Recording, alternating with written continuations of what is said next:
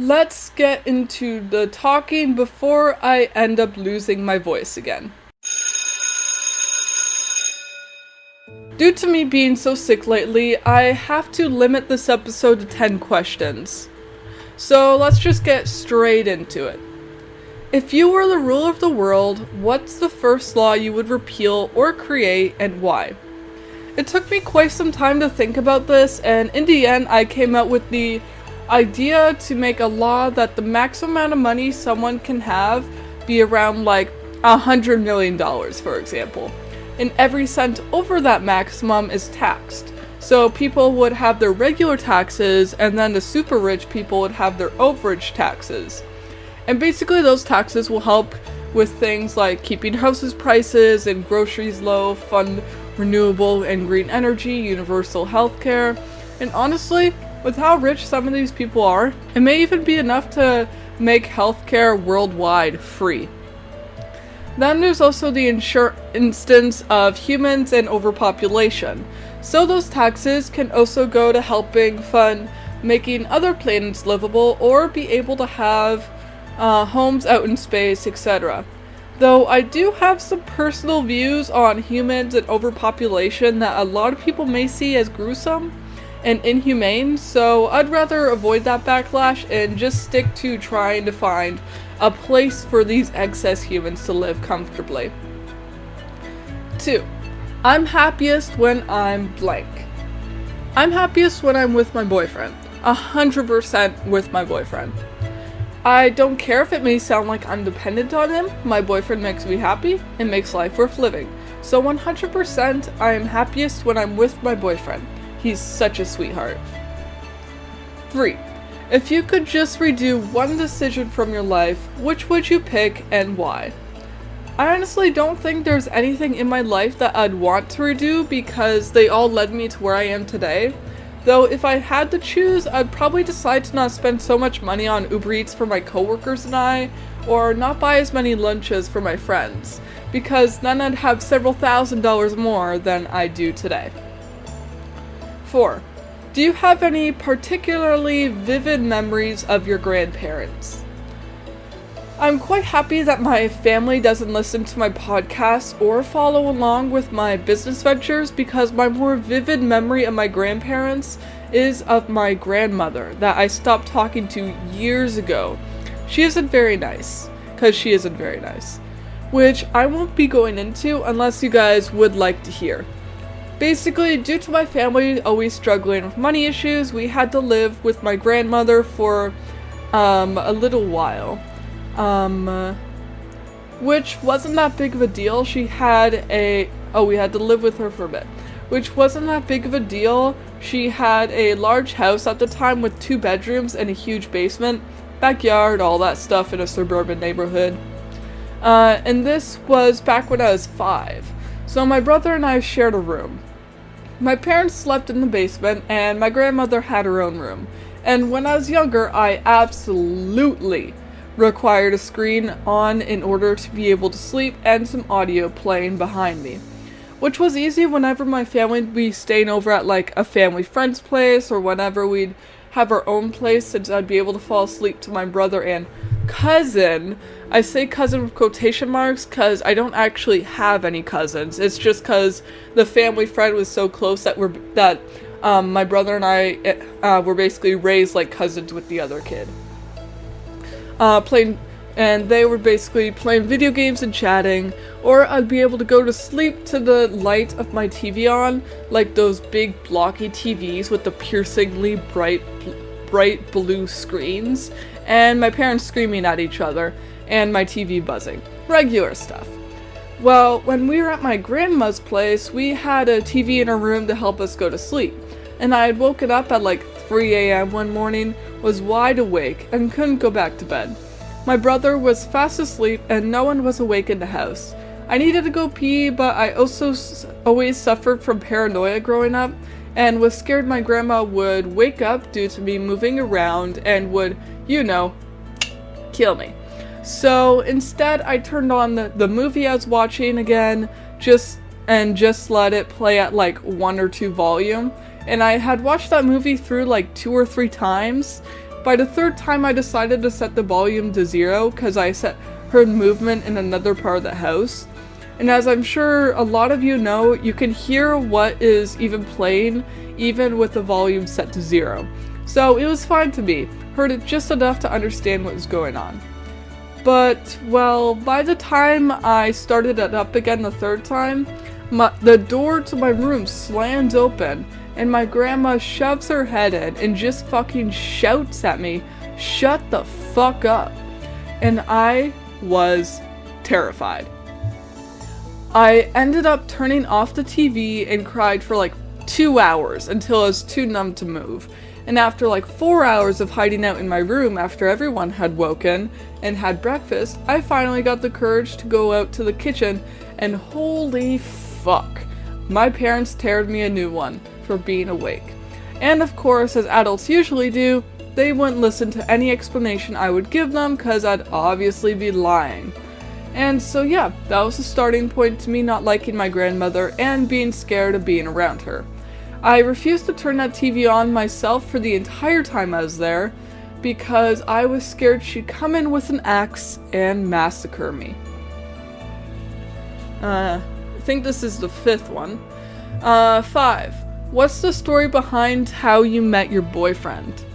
Ooh, so this one's going to be quite funny for you all. So basically, him and I both worked together at Metro. He worked in produce and I worked in cut fruit. So basically the same department but different jobs. And as some of you guys know, I do not like people. I don't like meeting new people. I don't like working with people. I don't like the process of trying to figure out if someone is the kind of person I'd be comfortable with or someone that would judge me over every little thing. So at one point, I'm putting the salads and stuff I made out on the shelves, and I overhear one of my managers talking to him and asking him about himself. And I hear this dude say he's going to McGill in 3 months, as in like McGill University, one of the top universities in the world, to study management. McGill, my dream school that I had been working hard and studying to get into for like 2 years already. And this dude, who looked like an idiot that didn't know what a certain fruit was, I believe it was like golden berries or something that he was asking me about, and he was holding up the package of the fruit with the word golden berries in big bold letters right in front of him. So yeah, asking me about was going there. That guy was going there. So I'm thinking in my head, him and I have something in common, and by the way he talks, he sounds quite nice. But he's also leaving in 3 months, so there's no point in me talking to him, let alone acknowledging him. But finally, after a week or 2 of him working here and seeing how he interacts with others, I figured, okay, might as well chat with him. Sorry guys, the live talks for some reason ended. Anyway, okay, where was I? I go Marizone. Where is it? Let alone acknowledge him. But finally, after 2 weeks of him working here and seeing how he interacts with others, I figured, okay, might as well chat with him for something to do. Seems like I'd get along with him. So I do my typical routine of just saying random shit to test the waters, like, hey, what's your favorite alphabet of the moon on a weekday? And he's of course confused as fuck, and has me repeat myself several times. Each time of which I'm laughing harder and harder at how lost he is. And eventually I explained that I was just saying random shit to get his reaction, and he gave me a weird look and was like, okay, yellow? And went off to get back to work. And by that time I was smiling so fucking hard to myself, because it was honestly so cute how confused he was. And by the time he came back from the back, he asked me some sort of question that stemmed from what I had asked before, which I had to explain I was making some sort of joke, which he'd finally caught on. And by then, him and I continued talking with me, asking him random questions, and him going along with it. And I tell you, when I went to school and was legit looking for him, it was so funny. Because due to the location of the metro, there was students from like 2 different schools working there. One of which was Lisgar, which was my school, and the other was De La Salle, which was like a French school, like a 5-minute walk away from metro. And I had overheard him be asked before briefly if he had gone to De La Salle, and I heard him say no. So I figured, okay, he must go to my school. So for like a month, I was looking all around searching for this dude, only for me to get fed up one day and finally ask him if he goes to Lisgar. And he said no, and said the name of his school, and went on to explain that it was a fucking French private school nowhere near the fucking metro. And so one day, after a while, we're working together and finished our work and are waiting to be able to clock out. We're chatting about pets, and I get the courage to ask for his Insta/Snap under the guise of wanting to share pictures of our dogs, to which he gives me both. And just my luck, I forget my key at home before leaving for work, and my family was working till like 12 or 1 a.m. that night.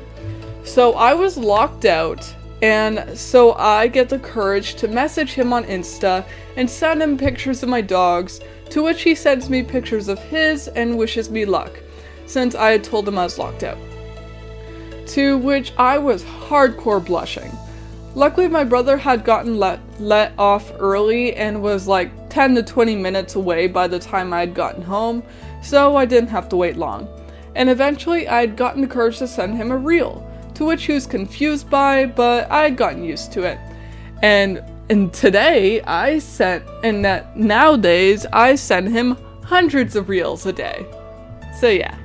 I got the where was that?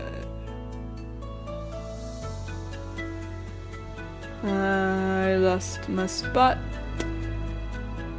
Courage to send him a reel, to which he was confused by, and I had gotten used to it. And like after a week after I got his Insta, I decided to ask him out. Which of course, him being the confused, clueless man he is, he didn't understand that I was asking him out and thought I was just being nice.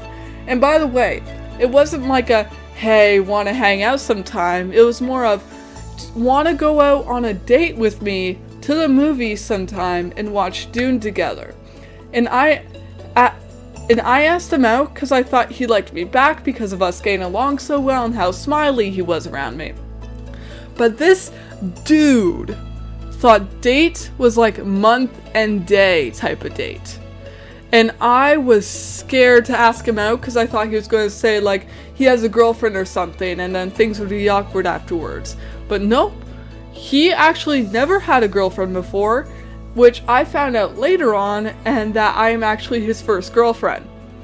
So to my luck, nothing was actually awkward afterwards, and things progressed as per usual, thanks to him being so clueless. Him and I chatting and getting along, us having box fights, me chasing him with a knife or a stepladder, him using a bunch of smarty pants words I didn't understand and smiling when I'd snap at him for being a nerd. And then finally the day comes, that is last day at Metro. My thought process would be that we'd progressively stop talking after leaves, and I'd just go back to my normal routine of school, home, work, home, sleep, school, with no one to talk to.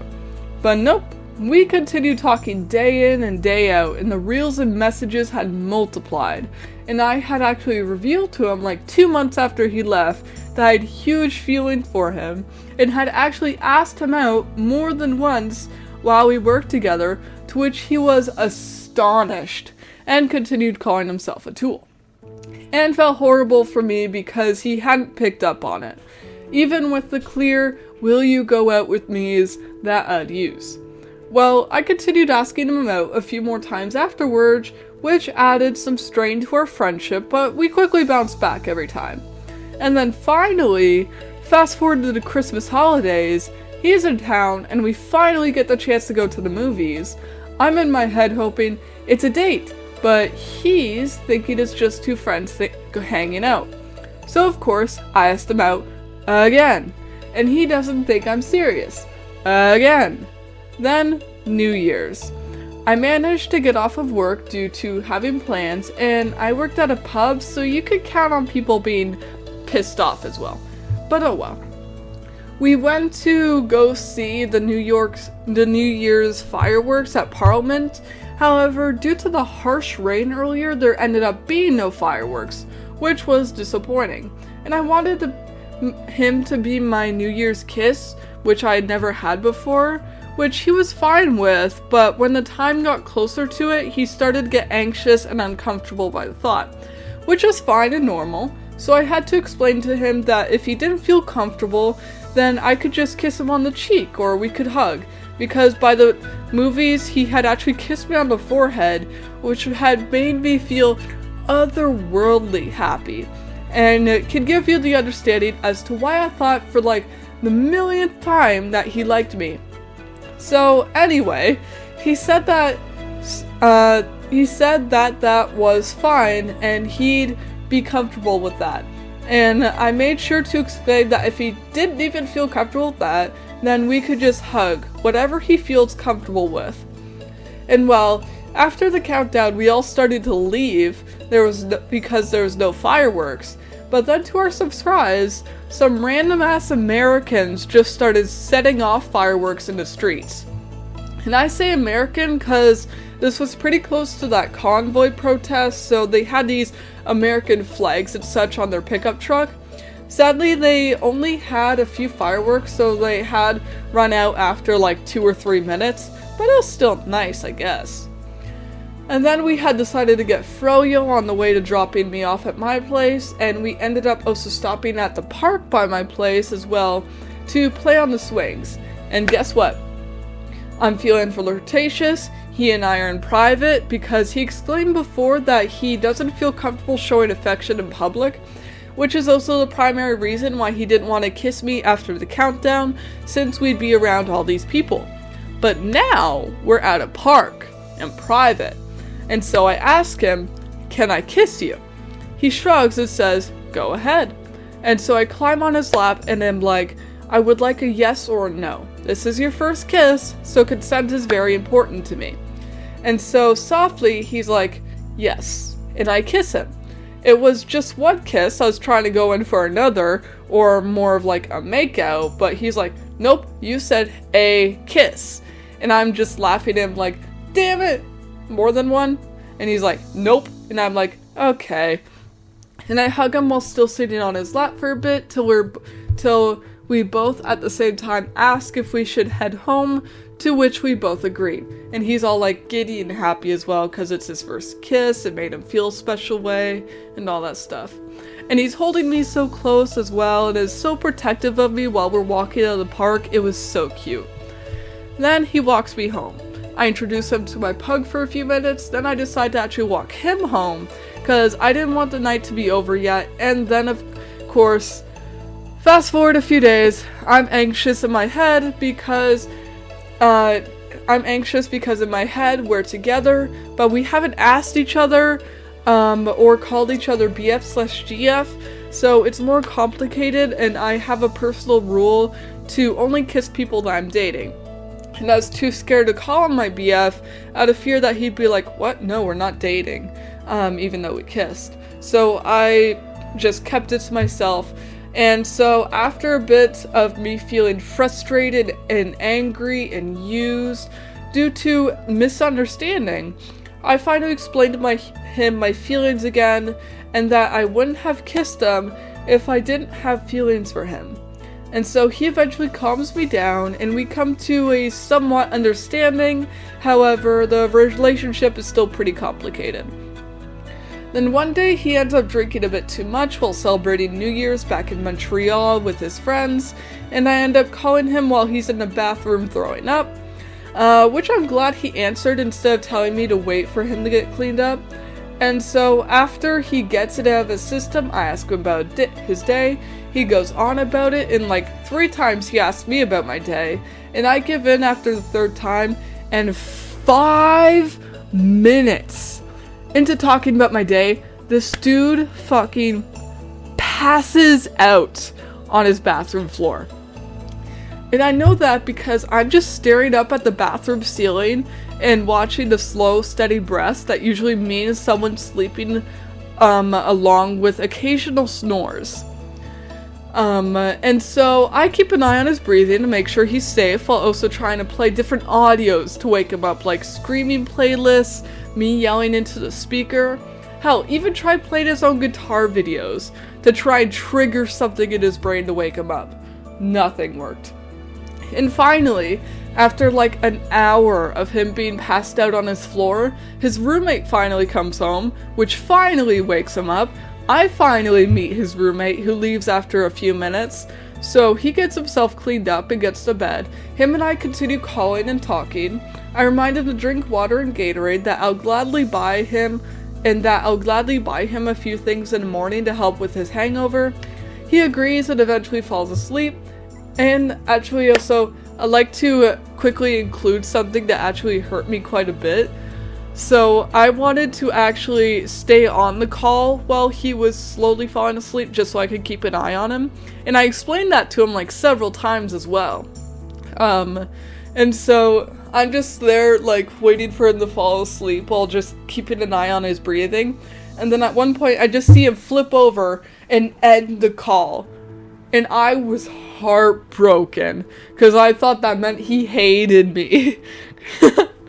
And I explained to him several times, do not end the call. I'm gonna end the call after you fall asleep. But nope, he fucking ends the call. So yeah, gets himself cleaned up. He agrees and falls asleep, and the next morning he's practically fine.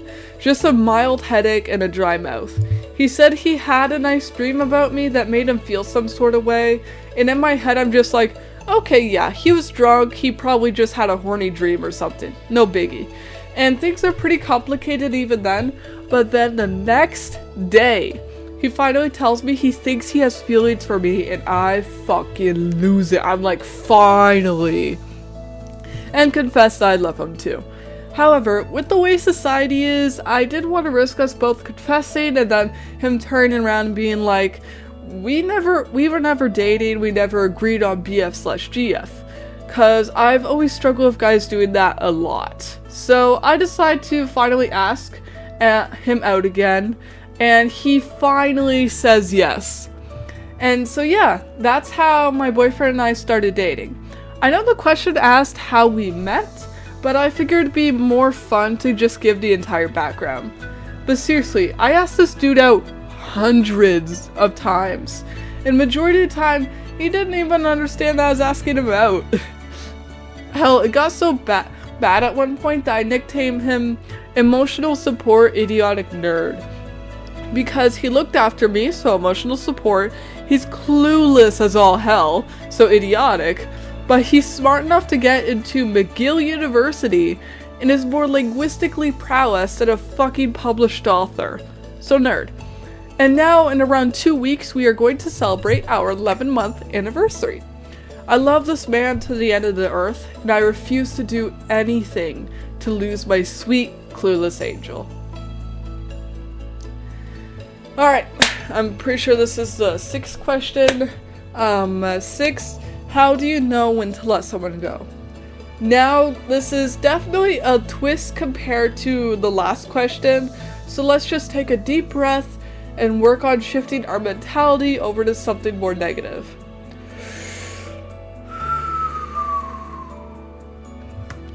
Take a quick drink of water.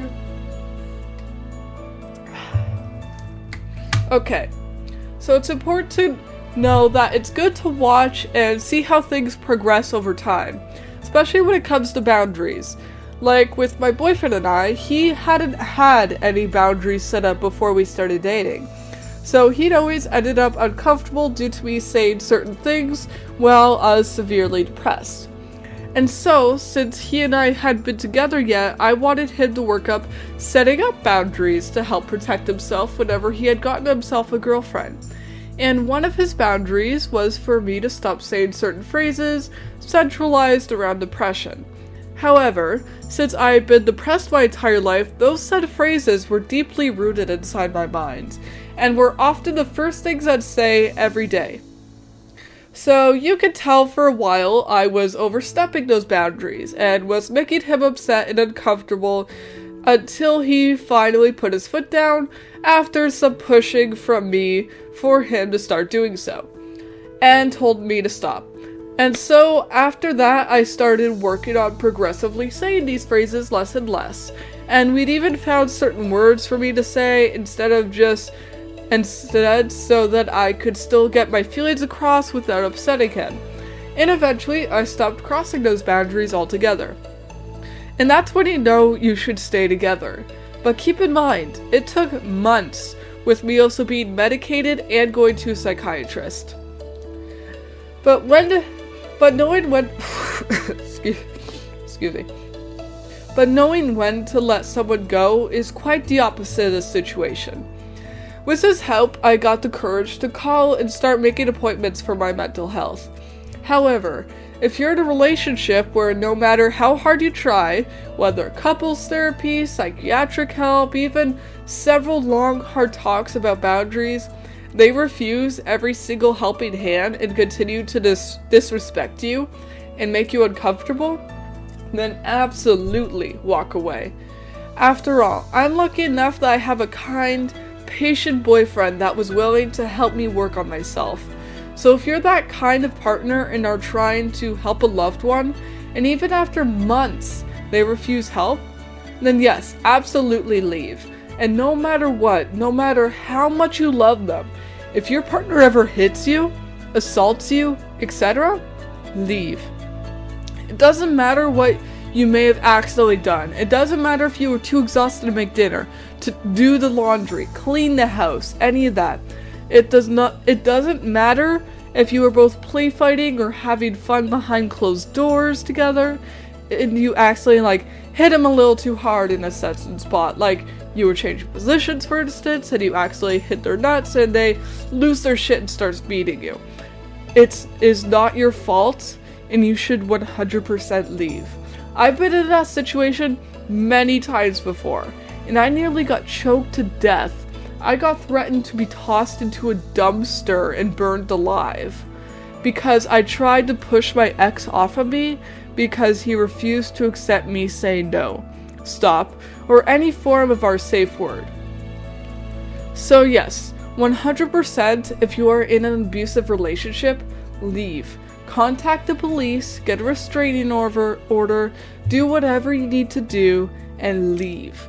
I understand a lot of you may feel unsafe when leaving, and that is definitely when you need to get the police involved. Because if you don't feel safe just leaving someone, then you don't feel safe even being with that person. So yes, if you find that they are not respecting your boundaries or are harming you, then you need to let them go. I had a far less serious idea towards when you should know when to let someone go when I first read this, but I'd say the serious idea is far more important than just a lack of feeling in the relationship. I think this is 7. 7, 8, 9, 10. Yeah, this is 7. 7? Hang on, I'm scrolling down. Yeah, it's 7. Alright. Yeah. Alright, 7. Over the last 5 years, how have you changed? A fuck ton, if I say so myself. My friend groups and social energy had certainly changed a lot as well. Like, for instance, I'm no longer severely depressed. I'm still depressed, of course, I'll always be to some extent, but after being medicated and getting closer with my boyfriend, I'm far less unstable than what I used to be. Anxiety and paranoia is still a bitch, though. 8. I'm pretty sure I'm going to look back and realize blank about this current time in my life. I'm pretty sure I'm going to look back and realize that this is quite possibly the turning point in my life where I could finally assume that I am safe and free from the people of my past. 9. Biggest breakup lesson. Have a close friend to be able to go to immediately after the breakup. For one of my first relationships, which was unstable throughout, and I had honestly stopped caring for the dude, He had broken up with me the day after my birthday and had actually ignored me for the entirety of my birthday as well. So when I noticed after he broke up with me that I was starting to feel depressed and was about to cry, I immediately messaged my best friend at the time, and we went out on our bikes and just biked around the block for like 2 hours laughing and racing. Then when I got home, I, of course, started to cry again because I saw his hoodie on my bed. But instead, I decided to just use it as a snot tissue, eat some ice cream, watch TV, and go to bed.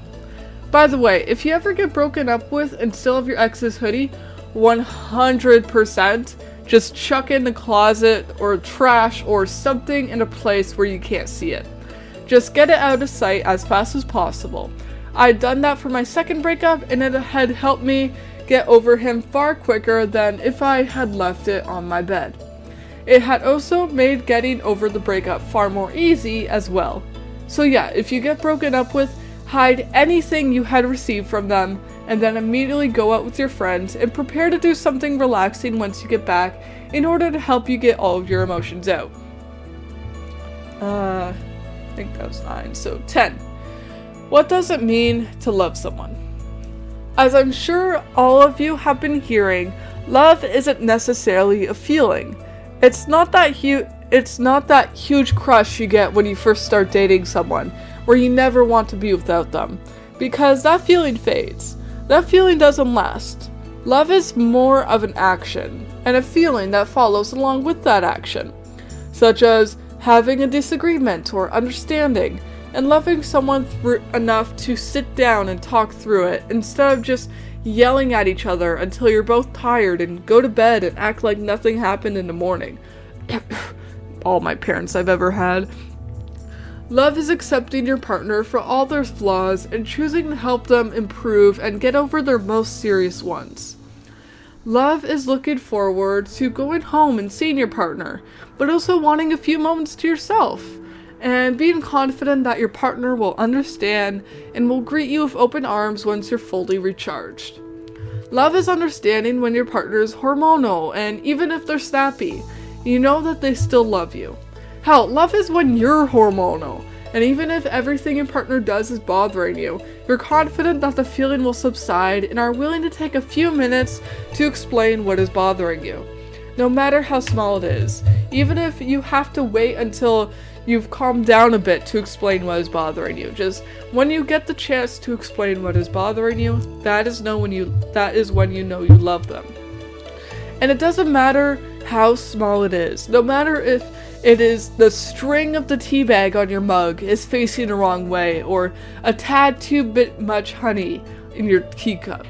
Love is wanting to look after your partner when they're ill, even if you yourself are just as sick, and knowing they would do the same for you. Love is knowing that if you went missing, they'd look for you. Love is so many things that a simple question and small explanation can't fully uncover what it means to love someone. So no, love isn't a feeling, it's an action. And most times, a nice pleasant feeling tends to arise when you do such loving actions. Anyway, writing, words, NaNoWriMo, books, other stuff. I think now would be a good time to get into that outro, I guess. Yeet. Check out my novels on Amazon and Kobo, link in description. Check out Creative Writing Club Premium on Patreon, Spotify, link in description. Check out Quill and Scroll Stash in the description. Check out the Creative Writing Club Discord server in the description. Check out my personal Instagram at dark_night_wolves. And this Q&A of a loving session is now at its end. Honestly, I probably should have saved some of these questions for like a Valentine's Day Q&A.